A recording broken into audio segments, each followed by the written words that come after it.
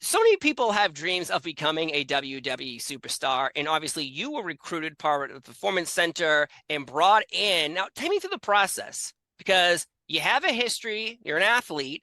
The WWE over the past couple of years has been recruiting many types of athletes.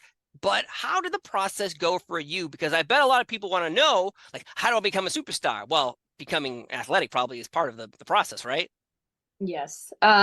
So my journey to WWE had started at a little wrestling school in Minnesota. It's run by Ken Anderson, Mr. Yeah. Kennedy.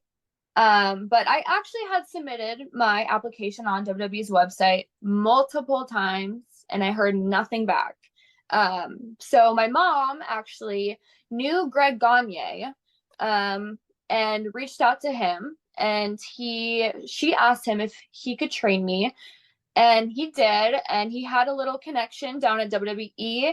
And he said that if I could show him that, I can keep up with him and do what he tells me to do, then he would send, my stuff down and have them take a look at me.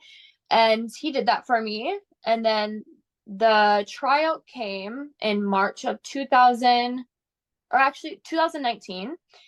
And it was right when COVID began. So the whole tryout got canceled, unfortunately.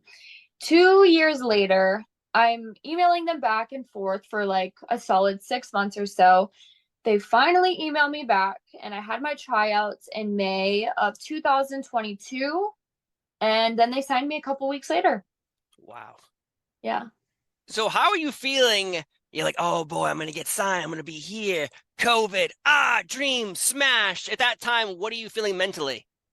I was crushed. I was crushed for sure. But honestly, I think it was for the better because I did a bodybuilding show and I got in really good shape and I learned kind of like stuff about dieting and working out and stuff that I feel like I needed to know before becoming a WWE superstar. So I definitely think it was for the better, and I fully believe that everything happens for a reason.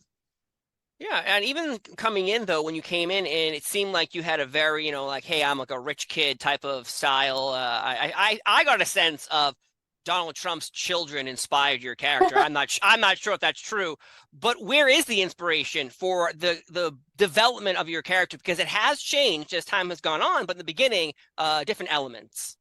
Yeah, in the beginning, I was kind of like the daddy's little rich girl. I kind of just was like, I want to get on TV, and this was kind of like new and different, I guess. So I pitched it, it stuck. And it worked for a little bit until they're like, we don't have a daddy for you. So you're not daddy for rich So girl. was there going to be a daddy though? Like you're going to have a father figure, or like it's your husband, but you call him daddy because he's giving you money?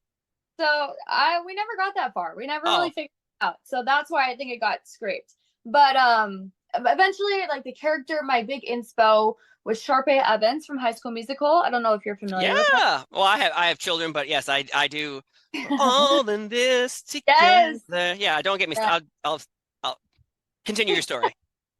I think she's an icon. But and then Paris Hilton has always Yeah. been like a big inspiration with like the fashion, the gears, the clothes I wear, the way I wear my hair, my makeup.